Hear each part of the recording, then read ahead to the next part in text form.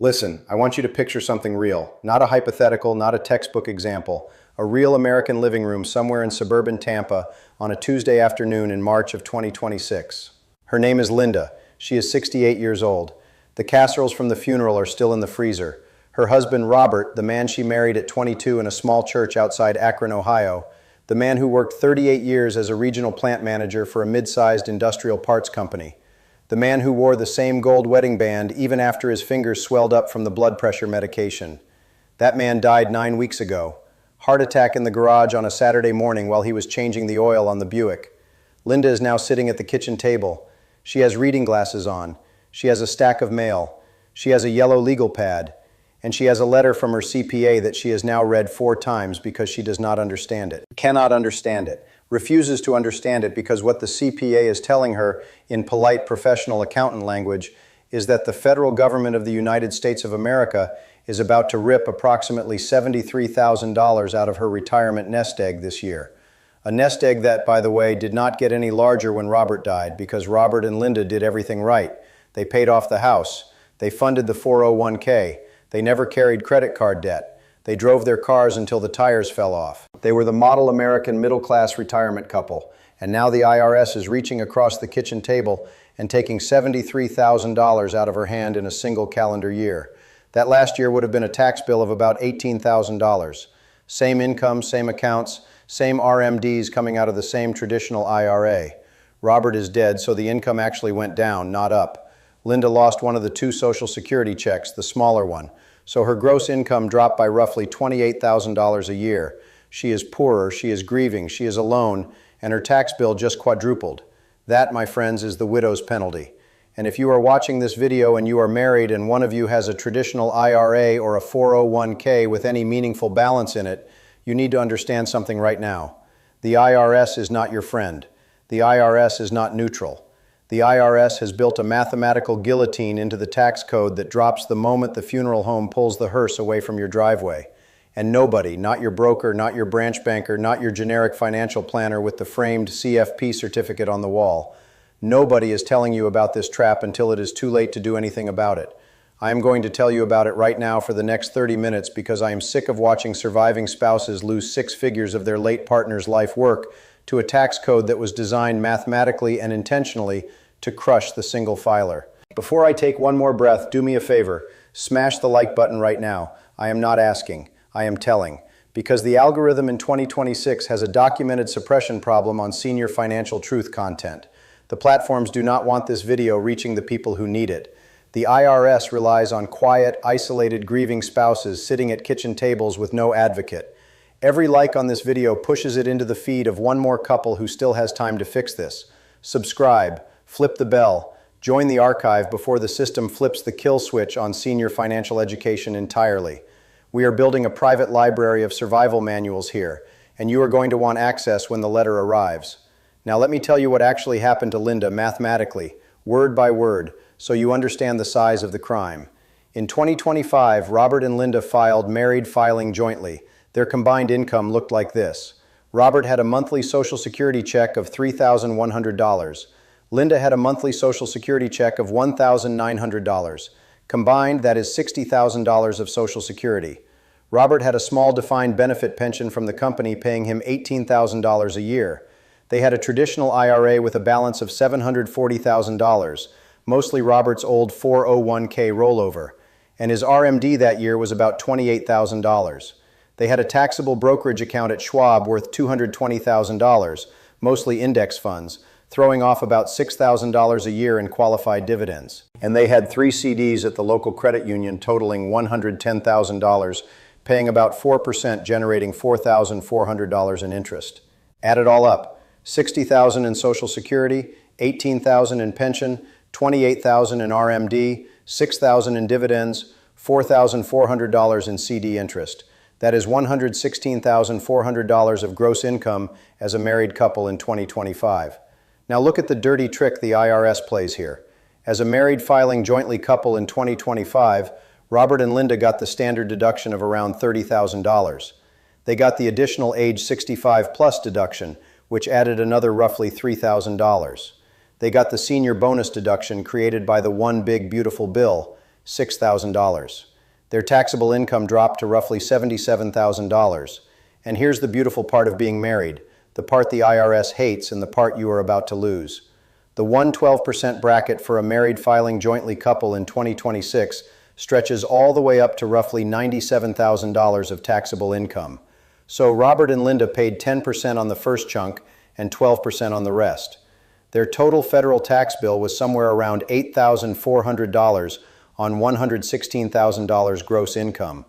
That is an effective rate of about 7%. Here's the part they hide. Robert dies in January of 2026.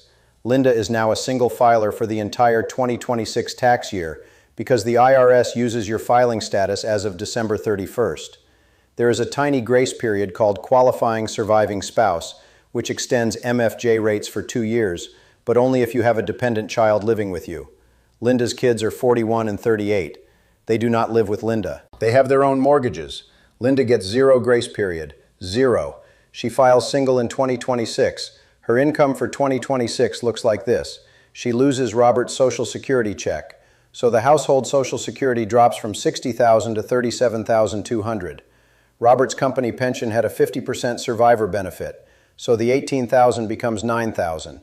The traditional IRA still has the same balance, around $720,000 by year end, and her RMD as the surviving spouse is still in the high 20s, let us say $27,500. The brokerage still throws off $6,000 in dividends. The CDs still pay $4,400. Add it up. $37,200 plus $9,000 plus $27,500 plus $6,000 plus $4,400. That is $84,100. Linda's gross income dropped by $32,000. She lost a third of the household income. She is poorer than she was when Robert was alive. Now watch what happens next, because this is the part that should make you absolutely furious. As a single filer in 2026, Linda's standard deduction is cut in half, roughly $15,750. She still gets the age 65 plus add-on for a single filer, around $2,000. She still gets the senior bonus deduction of $6,000. Her taxable income is now around $60,350. Here's the math the IRS never wants you to do. The 1-2% bracket for a single filer in 2026 ends at roughly $48,475. Linda's taxable income is $60,350, so she has crossed the 22% line. She is now paying 22% on every dollar between $48,475 and $60,350.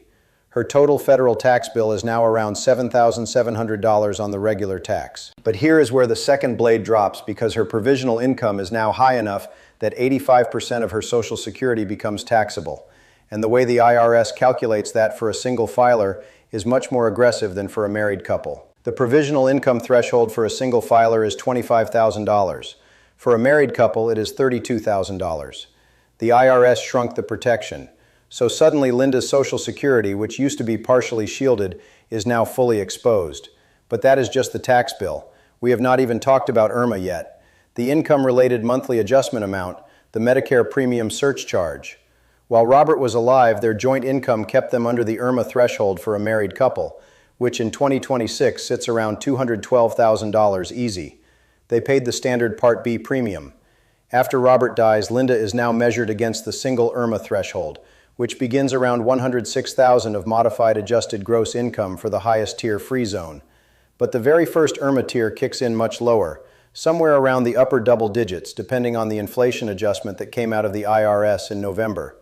Linda's Magi, including the full RMD and the now mostly taxable Social Security, lands her in the first IRMA bracket. Her Medicare Part B premium goes from the standard rate of about $185 a month to roughly $260 a month. Her Part D drug plan gets hit with a 13 surcharge. That is a roughly $900 a year hit annually for the rest of her life, recurring because she committed the crime of being widowed. Layer the federal tax. Layer the new Social Security inclusion. Layer the IRMA surcharge. Layer the loss of Robert's income. And the woman who was sitting at 60% of the household tax bill last year is now paying roughly 4 times the tax she was paying as a couple on less money. That is not a glitch. That is not bad luck. That is the federal tax code working exactly the way it was written. Stop the video right now. I want you to do one thing. Go to the comment section. Tell me honestly, Have you and your spouse ever sat down and run this calculation? Have you ever modeled what your taxes look like the day after one of you dies?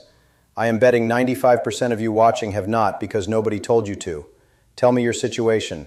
Tell me your ages. Tell me roughly what is in the traditional IRA and what your pension survivor benefit is. We are going to analyze the exposure together. The comment section is the field hospital. Drop your field report. I read every single one. Now let me walk you through the 3 layers of this trap because Linda's story is just the surface. The widow's penalty has 3 distinct mechanical traps stacked on top of each other, and most CPAs only ever talk about the first one. They miss the second. They miss the third. And the third one is the one that quietly bleeds the surviving spouse for the rest of her life. Trap number 1, the bracket collapse. We just walked through it. The 2026 single-filer bracket structure, even after the one big beautiful bill made the lower TCJA-style brackets permanent, is roughly half the width of the married filing jointly brackets at almost every level. Look at the 2% bracket. For a married couple, it goes from $96,950 up to $26,700. That is $110,000 of bracket width. For a single filer, the 2% bracket goes from $48,475 to $13,350. That is $54,000 of bracket width. The single filer's bracket is mathematically half the married filing jointly bracket. This is true at the 24% line. It is true. At the 32% line, the whole architecture is built for couples, and the second one of them dies. The survivor falls through a trap door. Trap number 2, the RMD crossfire. This is the one that catches people who think, well, I will just live off less. The IRS cannot tax me on money I do not spend. Wrong. The required minimum distribution does not care what you spend. The RMD does not care that you are grieving. The RMD does not care that you only need $18,000 a year to pay the property taxes and the groceries. The RMD pulls money out of your traditional IRA at a percentage dictated by the Uniform Lifetime Table, and that money becomes taxable income whether you spend it or stuff it under the mattress. At age 73, your divisor is roughly 26.5. At age 75, the divisor drops. By the time you are 80, you are pulling out close to 5% of the entire balance every single year. By 85, almost 7%. The IRS forces the income out, and that forced income in a single filer bracket gets taxed at rates that would have been impossible for a married couple. That is the crossfire. The forced withdrawal mechanism plus the narrowed bracket equals confiscation. Trap number 3, the IRMAA spike. I touched on this with Linda, but understand the full machine. IRMAA is not just about the Part B premium. It is about a 2-year look back. Your 2026 income determines your 2028 Medicare premiums. So if you do something this year that spikes your income, like, oh, I do not know, finally getting around to doing a Roth conversion in the year after your spouse died because your CPA finally woke up, you just bought yourself a 2-year IRMA penalty that will not show up on your bank statement until 24 months later. The system is designed with delay mechanisms specifically so you cannot connect cause to effect. By the time the higher Medicare premium hits, you have forgotten what you did to trigger it. That is not an accident, that is engineering. 3 traps stacked, fired sequentially. The bracket collapse hits the year of death. The RMD crossfire hits every January for the rest of the survivor's life. TEMA spike hits 24 months after every income event. There is no escape once the funeral is over. There is only escape before. Which brings me to the villain. Who designed this? Who sat in a room and decided that the cleanest way to extract generational wealth from the American middle class was to wait until one spouse died and then change the tax math so violently that the surviving spouse in her grief would not have the cognitive bandwidth to fight back. I will tell you who the Joint Committee on Taxation has known about the widow's penalty since the 1980s. There have been white papers. There have been think tank reports. Brookings has written about it. The American Enterprise Institute has written about it. AP has written about it tepidly. The information has been sitting in plain sight for 40 years. Every Congress that has had the chance to fix it has chosen deliberately not to. Why? Because the widow's penalty is one of the largest sources of stealth revenue in the entire federal tax structure. There are roughly 800,000 new widows and widowers in the United States every year. The average financial profile of a 65-plus widow includes a traditional IRA balance somewhere between $250,000 and $1.5 million. The marginal tax rate jump from the bracket collapse alone, multiplied across that population, generates billions of dollars annually in incremental federal revenue. The IRS calls this revenue. You and I call it confiscation from the grieving. Send this video to a married couple you care about. Right now, today, not tomorrow, not when you remember, today. Pull out your phone, hit the share icon, and send it. One conversation now between two spouses, still both alive, saves the surviving one of them roughly $75,000 over the next decade. That is not a sales pitch. That is the math we just did with Linda. The cost of inaction is 6 figures. The cost of a 30-minute conversation tonight after dinner is 0. Send the video. Save the spouse. Now let us get to the strategy. The 4 assets you must move before the funeral. Asset number 1, the traditional IRA or the traditional 401k or the SEP IRA or any pre-tax retirement account. This is the single largest source of widow's penalty damage in the typical American retirement portfolio. Why? Because every dollar in a traditional account is a dollar of future ordinary income. The IRS owns a percentage of that account. They have not collected yet. They are letting it grow because they get to apply a higher tax rate to a bigger pile later. When the first spouse dies, the surviving spouse inherits the traditional IRA, and now every RMD comes out at the single filer rate. The fix: Roth conversions. Aggressive multi-year planned Roth conversions while both spouses are still alive and filing married jointly. This is the single most important tax move in the entire pre-death planning playbook. Here is why it works. While you are married and filing jointly, you can fill the 2% bracket all the way up to $26,700 of taxable income. That is a massive runway. You can convert $100,000 from traditional to Roth in a single tax year. Pay the tax now at 22% and that money becomes permanently tax-free. No RMDs ever, no tax on growth, no tax on withdrawal. And critically, when one spouse dies, the surviving spouse inherits a Roth IRA, which does not generate any taxable income whatsoever. Run the math. If you have $800,000 in a traditional IRA at age 68 and you do nothing, your surviving spouse will pull conservatively $28,000 to $45,000 a year out of that account every year for the rest of her life. All taxed at the single filer rate plus IRMA, plus the Social Security inclusion penalty. The lifetime tax cost on that account post-widowhood is somewhere between $180,000 and $240,000. If instead you convert that account to Roth over 6 years at the 2% and 4% brackets while both spouses are alive, the total tax paid is roughly $180,000. Same money. But the Roth then grows tax-free. The surviving spouse pulls money out tax-free, and there is no IRMA spike from the withdrawals because Roth distributions do not count toward Maggie. You convert a recurring tax liability into a one-time tax payment, and you do it in the wider married brackets. That is the move. Asset number 2, the taxable brokerage account. This one is counterintuitive, and most CPAs get this exactly wrong. They tell couples to gift appreciated stock during their lifetime to lower the estate. That is the worst possible advice for a married couple where one spouse may die first. Here is the secret weapon nobody talks about. Internal Revenue Code Section 1014, the step-up in basis. When a spouse dies and leaves appreciated assets to the survivor, the cost basis of those assets resets to the fair market value on the date of death.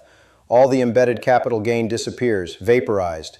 The IRS forgives it. So if Robert bought $100,000 of an index fund in 2005, and it is now worth $240,000 when he dies in 2026, Linda inherits the fund with a fresh cost basis of $240,000. She can sell it the next day. 0 capital gains tax. The $140,000 of embedded gain is forgiven by the federal government. But here's the trick. This only works if the asset is owned correctly at the time of death. If the brokerage account is in joint tenny with rights of survivorship in a non-com community property state, only 50% of the account gets the step up. The other 50% retains the original basis. If you live in a community property state like California, Texas, Arizona, or Washington, you get a 100% step up on jointly held community property.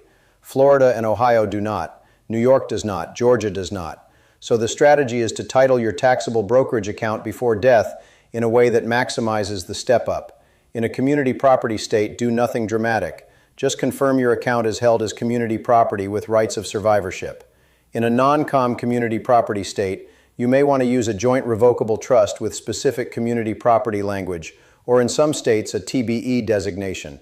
Talk to a real estate planning attorney, not a generic CFP, about this. The wrong titling on a brokerage account costs the surviving spouse tens of thousands of dollars in unnecessary capital gains tax. Asset number 3, the unprotected pension. This is the silent killer. Most pensions by default are paid out as a single life annuity unless the retiring spouse affirmatively elects a joint and survivor option.